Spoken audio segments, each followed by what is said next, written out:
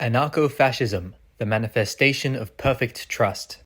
Published on the 19th of July, 2018, by Insula. The cause of fascism seems appealing to many when confronted with deep modernity, and even I used to be beguiled by its specific allure. Fascism made the bold claim that it can bring back classical values to the 20th century, reliving the supposed glory of the pre-liberal monarchies. This makes fascism more compatible with the 21st century than the original classical conditions themselves. Furthermore, fascism has an aesthetic ideal, something that seems inherently good that we should strive towards. Most who are already conservative-minded find it hard to resist clean streets, public works, orderly societies, national power, happy women and strong men. And from 2014 to 2017, we saw an online trend that now seems to be on the decline. This is the free intermingling between fascists and libertarians. This created an unstable synthesis of reactionary nationalist and libertarian thought. I would consider all my early work to be part of this trend, and it still holds a place in my personal philosophy because of that. However, in 2018 we have seen a breakdown. As I've predicted in my post on Zeroth Position 11 months ago, although there can be a degree of collaboration between libertarians who value the nation and fascists who value property, they will still ultimately be fascists and libertarians respectively. What we have seen is that the people in this makeshift alliance have shifted to either forsake libertarianism or forsake fascism, and I now find myself in the camp that has abandoned fascist sympathies. But there was still a period of a few months in late 2017 to early 2018 where I teetered between the edge of libertarianism and fascism.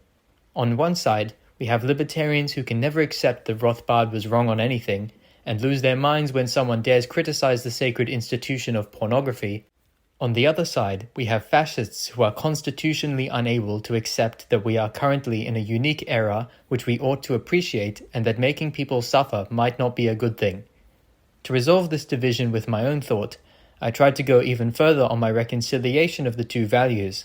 I strived to create a completely unique position, somewhere between the zeroth position of libertarianism and the third position of fascism. For convenience, we can call this experiment 1.5p. Thankfully, this confused period was between large projects, where I was working on the final drafts of my last two books. No serious work came out of this. The only exception may be some passages in Libertarianism and Statecraft, but that work remains relatively unaffected, as it mostly catalogued my previous thought. 1.5p still affects my thought immensely, as it was one of the most creative periods in my personal thought and eventually transformed into a cohesive view of political philosophy.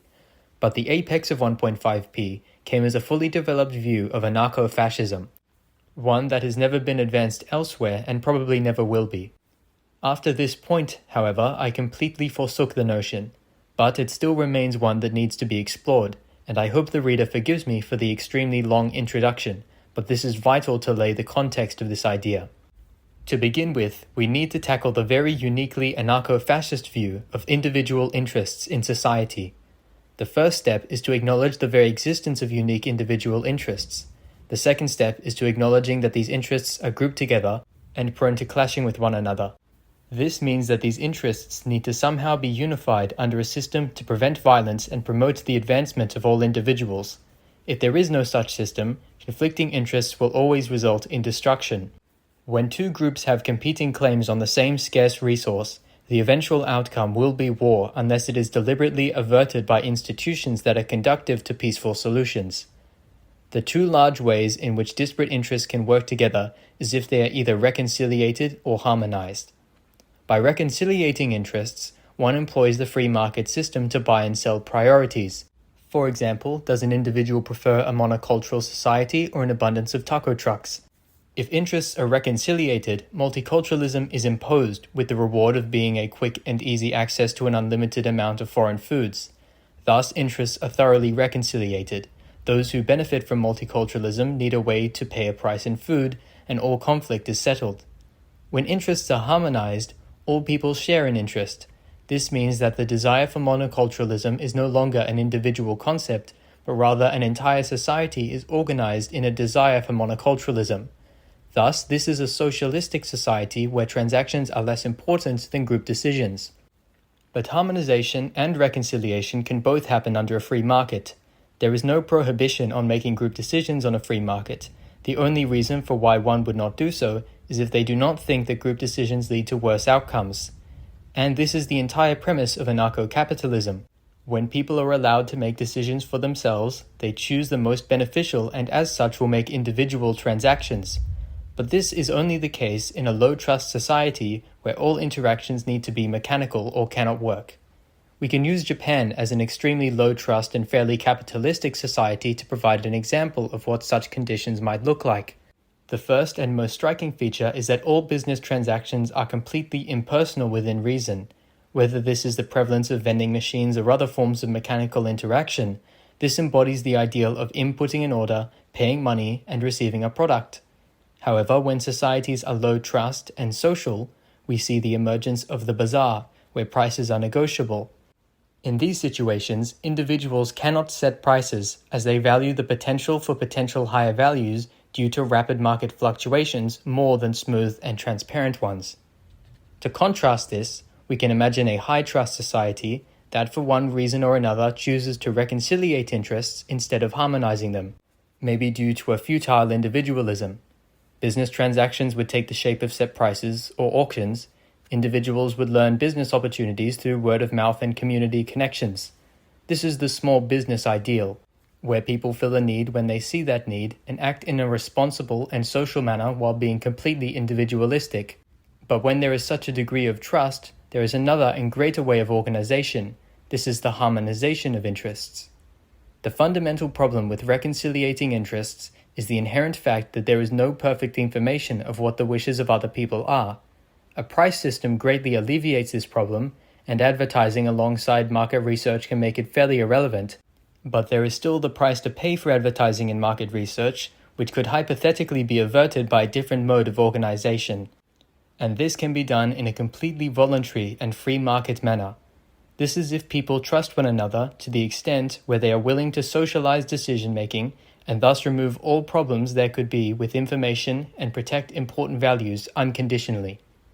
To go back to our first example of taco trucks and multiculturalism, when interests are harmonized, the group which shares an interest can be united in a desire for taco trucks or monoculturalism, but no external force that pushes for multiculturalism is taken into consideration. The interest group of multiculturalists and foreigners is completely eliminated. The matter of the decision is now inherently and absolutely within the in-group. Thus, perfect trust creates an in-group with absolute authority and an out-group with no authority in a completely libertarian manner with no significant downsides to any individual. We can contrast this with any attempts by the state to harmonize individual interests into a cohesive whole. What we find near universally is that all these attempts fail and cause more conflict than there would have been otherwise, creating unnecessary violence that we should seek to avoid. This means that any sort of strategy that harmonizes interests in a high-trust society is only possible under a regime of complete voluntarism. This creates the only workable form of fascistic organization in an anarchistic order, but since this organization lacks totalitarianism and state violence, it can only be described as being more reminiscent of the traditional order of classical monarchy and not actual fascism. If we now imagine transactions under this system, we can probably expect their defining characteristic. First, the widespread growth of various mutual aid societies and fraternal orders that function so as to advance all within that society. These provide people with security and avoid the necessity for any welfare or other unproductive measures for the betterment of the poor.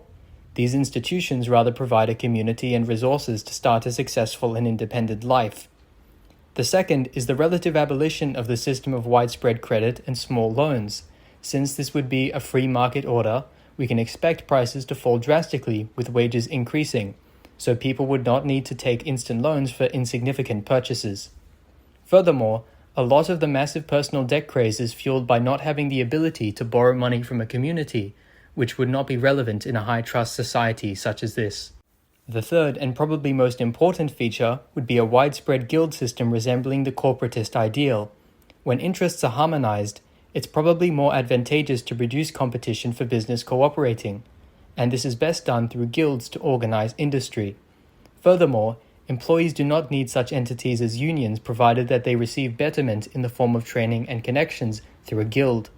What we begin to see is that this fascistic society has transformed into the agorist ideal of each person being a worker, capitalist entrepreneur. In a fairly strange way, applying fascistic organizational principles brings us closer to the left libertarian worldviews. Furthermore, under a low-trust anarcho-capitalist polity, we might find that reconciliating interests through transactions is not enough, and thus there is a demand for authority, not in the form of a state, but rather a government as only a manager of land. This leaves anarcho-capitalists with two fundamental options for creating a functional society.